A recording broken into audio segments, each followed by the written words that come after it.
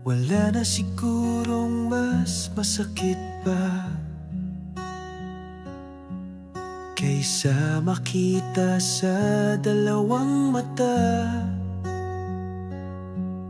ang taong minahal ng sobra.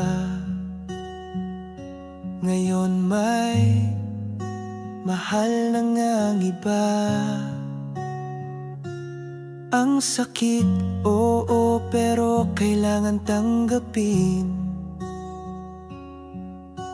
Walang permanente, lahat nagbabago rin. Hindi lahat ng gusto makakamtan mo, at hindi lahat ng tao kaya kang mahalin ng totoo.